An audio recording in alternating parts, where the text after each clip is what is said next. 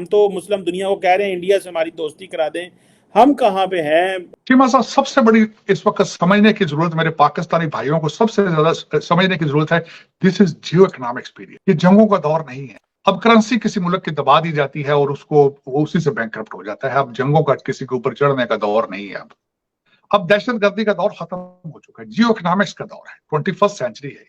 अगर आपने आप ह्यूमन कैपिटल के ऊपर इन्वेस्टमेंट नहीं करेंगे, ह्यूमन रिसोर्स के ऊपर आप इन्वेस्टमेंट नहीं करेंगे, इस वक्त भारत के, अगर मुझे कहा जाए तो मैं एक किताब लिख सकता हूं कि what is their future and how they will manipulate और how they can say that this century is the India century और एशिया सेंचुरी। किस तरीके से वो कह रहे हैं, इसके पीछे सिर्फ एक चीज है, तालीम है। इसके पीछे वो कुछ भी नहीं है। आपको ये समझने की आज जरूरत है। मैं बताना ये चाहूंगा कि इस वक्त जो सऊदी अरेबिया के हवाले से जब मैं बात करूं, हर मुल्क अपने फाइनेंशियल इंटरेस्ट बेस्ड डिसीजन ले रहा है, हर कंट्री। अब वो छोड़ दें आप कॉन्सेप्ट मुस्लिम उम्मा का कॉन्सेप्ट टर्की की ऑटोमन एम्पायर के बाद मुस्लिम उम्मा का कॉन्सेप्ट खत्म हो चुका था। अब मैं उसकी मिसाल देना चाहता हूं आपको। हमारे अमीरुल मोमिनीन ने यूनाइटेड नेशंस के अंदर इस्लामोफोबिया की स्पीच दी और उसके बाद एक सिलसिला शुरू हो गया। आप अपनी जहालत के खिलाफ जिहाद क्यों नहीं करते? बच्चों को क्यों नहीं कहते कि मैथ पढ़ें, तरक्की करें?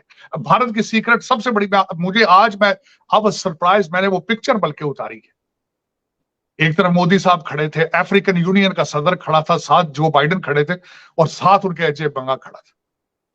अजय बंगा वर्ल्ड बैंक का जो चेयरमैन, क्यों खड़ा था वहां? इंडियन इंस्टीट्यूट ऑफ टेक्नोलॉजी ने उसको वर्ल्ड बैंक तक ले गया। मेरे पाकिस्तानी ये क्यों नहीं सीखने की कोशिश करते कि तालीम की वजह से आज एक बंदा जो सर पे पगड़ी पहनता है, जो सिख है, जो एक इंडिया की माइनॉरिटी में से अंदर माइनॉरिटी है, वो आज स्टेज पे खड़ा है। किस वजह से? तालीम की वजह से खड़ा। तो मेरे बच्चे क्यों नहीं सीखते? 25 करोड़ लोग ये अपने लीडरों को डिनाई क्यों नहीं करते? जिनके अपने बच्चे लंदन में पढ़ रहे हैं, इनके खिलाफ रिबेलियन क्यों नहीं होते? ये इनसे पूछते क्यों नहीं है कि अगर हमारे साथ खड़ा होना है तो अपने बच्चों को साथ लेके खड़े हो? ये बात क्यों नहीं करते आज? क्या वजह है? मेरे मुल्क के, मेरी मादर मिलत के 25 करोड़ लोग आज गूंगे और बहरे क्यों हो चुके हैं? इनके किस्मतों के फैसले करने वालों के सबके बच्चे लंदन में हैं और इनको कहा जाता है कि तो ये सियासत नहीं है, जिहाद है। तो ये उनकी बात क्यों नहीं कहते कि नहीं, हमें ये तुम्हारा फेक जिहाद नहीं चाहिए, हमने तरक्की करनी है, हमने अपने मुल्क को संभालना है? ये क्यों आज अपने मुल्क के खिलाफ हरकतें कर रहे हैं? ये पाकिस्तान बचाने की कोशिश क्यों नहीं करते? इन्हें क्यों नहीं बताया जाता कि अगर पाकिस्तान नहीं तो हम कुछ भी नहीं है? वजह तो ये है, बात समझने की ये है। चीमा साहब, आज सबसे बड़ा सीक्रेट भारत की तरक्की का उनका अमेरिकन डायस्पोरा, उनका इंडियन डायस्पोरा, उनकी तालीम, उनकी सक्सेस। मैं आज जो बात मैं करना चाह रहा था, ब्राजील साउथ अमेरिका की सबसे बड़ी इकोनॉमी, सबसे बड़ी, जो डी सिल्वा आज बैठे थे, उनकी 3 बातें मैंने उनके इंटरव्यू में जो दी है भारत में। उन्होंने कहा है कि आज सबसे चीपेस्ट स्पेस ट्रैवलिंग जो भारत ने की है, वहां पे ना अमेरिका जा सका है चांद के उस हिस्से पे, ना उसमें रशिया जा सका है, ना चाइना जा सका है। मेरे बच्चे क्यों नहीं ये सुनते बात? मेरे 25 करोड़ लोग, मेरे दोस्त क्यों अंधे हो चुके हैं कि भारत अपनी चांद के उस हिस्से पे लैंड किया है जहां अमेरिका लैंड नहीं कर सका, रशिया लैंड नहीं कर सका वहां पे। तो अगर इनको मैं कहूं कि आप इंडिया का मॉडल देख लें, कुछ सीख लें, ये मेरे खिलाफ ये बातें शुरू करने, कहते हैं ये इराक का एजेंडा है, कहते ये पाकिस्तान बैशिंग करता है। और मैं तो मेहनत ये कर रहा हूं, सीख लो उनसे कुछ यार। मैं तो खुद बहाजिर होकर बाहर बैठा हूं, मुझे तो खुद आपके सिस्टम ने रिजेक्ट करके निकाला है वहां से। लेकिन आप क्यों नहीं सीखना चाहते? आप कितनी नफरत क्यों है भारत के साथ आपकी? हालांकि आपकी सर्वाइवल के लिए जरूरी है कि आप भारत के साथ ट्रेड करें। क्यों नहीं इस चीज पे सोचते? आप दालें ऑस्ट्रेलिया से मंगा रहे हैं, आप दालें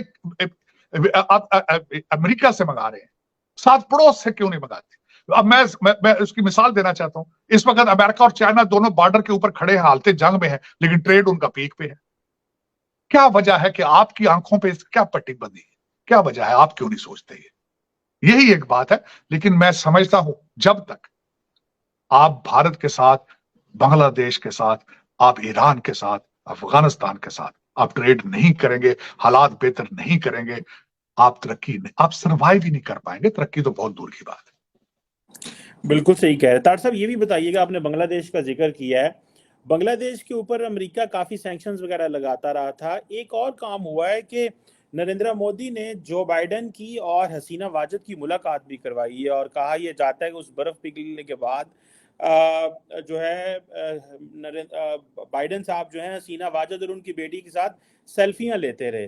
तो ये एक तो इंडिया ने ये जो इस तरफ एक्सपेक्ट को डिस्कस कीजिएगा कि इंडिया ने यूएई को बुलाया, इंडिया ने नाइजीरिया को बुलाया, इंडिया ने उसके बाद ओमान को बुलाया, इंडिया ने नेदरलैंड को बुलाया, इंडिया ने मुस्लिम दुनिया पे बड़ा फोकस किया है।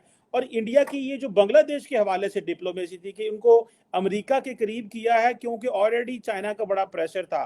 तो आप देखते हैं कि इस खिते के अंदर तो फिर नरेंद्र मोदी जो है is a mover and shaker कि इफ जिसे वो कहते हैं कि अगर वो बांग्लादेश को अमेरिका की बर्फ पिघला सकते हैं और प्लस इजिप्ट को तारड़ साहब बुलाया और इन ममालिक को सिर्फ बुलाया और बताया कि देखो हम जो है इतने बड़े बड़े लोग हमारे पास आते हैं और अब हम दुनिया में इस तरह देख रहे हैं, हमें दुनिया में इस तरह देखा जाता है। इस एस्पेक्ट डिप्लोमेसी को आप कैसे एनालाइज करेंगे? मैं समझता हूँ चीमा साहब, मैं यहाँ आपको ये भी याद कराना चाहता हूँ कि मोदी साहब बांग्लादेश गए थे तो वहां पे उनको बगैर सूद के कर्जा देकर आए और भी इस तरह के रिलेशनशिप। और दूसरा मैं समझता हूं कि this is a very good approach. उसकी वजह यह है कि they are bordering with Bangladesh. वहां जब हालात खराब होते हैं तो वहां से फ्लक्स ऑफ रेफ्यूजीज आता है।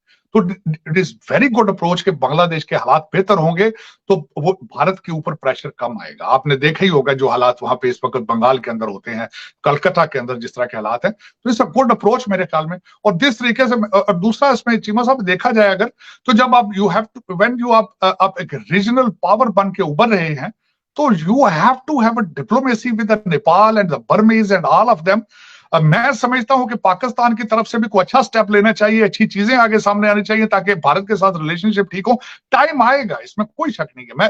We are very almost we are very close to it, we are coming to the point. हम अपने मिसाइल से जब निकलेंगे और we it is mandatory for us to have start a dialogue with Bharat, unconditional dialogue. इसके बगैर गुजारा नहीं है फ्यूचर में, वी कैन नॉट मूव।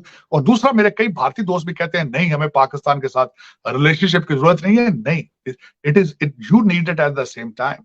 अगर आपने तरक्की करनी है तो साथ पाकिस्तान के साथ रिलेशनशिप बेहतर करना आपकी भी मजबूरी है, जरूरत है आपकी। आप आगे नहीं जा सकेंगे पड़ोस के अंदर हालात खराब होंगे। तो ये it's very important, it's the fundamentals of the growth, fundamentals of economics.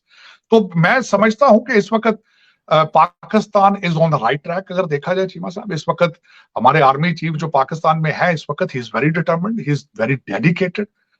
मैं समझता हूं कि Pakistan will have a bright future in the coming days. लेकिन भारत के हवाले से मैं ये कहूंगा चीमा साहब कि भारत ने आज जिस पॉइंट में पहुंचा एक दिन में नहीं पहुंचा, इसके पीछे एक पूरी कैंपेन चली है और कई सालों की चली है। मैं समझता हूं कि इस वक्त अगर देखा जाए, और मैं आज मोदी साहब के बाद जो मैं मोदी साहब को कंपेयर कर रहा था तो कई लोगों के साथ और दूसरे इंटरनेशनल लीडर्स के साथ कंपेयर कर रहा था। मोदी साहब is working on his legacy right now कि किस किस्म की लेगेसी छोड़कर जाएंगे। जिस तरीके से आज मैंने देखा G20 के अंदर जो लीडरशिप थी, उनकी स्पीचेस और उनका बात करना, इसके साथ मैं कई दूसरे इंटरनेशनल लीडर्स को कंपेयर कर रहा था। तो he is worried about his legacy as a leader. और उसमें ज्यादातर जो लोगों ने दुनिया के अंदर लेगेसी छोड़ी है तो फॉरेन पॉलिसी और फॉरेन रिलेशनशिप्स के हवाले से लेगेसी छोड़ी है। तो मैं समझता हूँ it's a wonderful, he will leave a big shoes to fill in the future for the Indian leaders. मैं सबसे बड़ा जो इस वक्त जो मुझे फिक्र है वो फ्यूचर के अंदर जो भारतीय लीडर आएंगे, how they will justify what the Modi has done for India right now। और मैं तो बल्कि हमेशा कहता रहा हूँ चीमा साहब इसमें कि एशिया के अंदर अगर देखा जाए तो मोदी साहब is a role model and other countries need to follow it. उसमें एक सबसे बड़ी इंपॉर्टेंट चीज जो मोदी साहब की है इज अ नेशनलिज्म। नेशनलिज्म होता है जब कौमियत आती है जिसमें प्राइड जो आपको देता है उसके साथ दूसरी चीजें कम्स विद द पैकेज।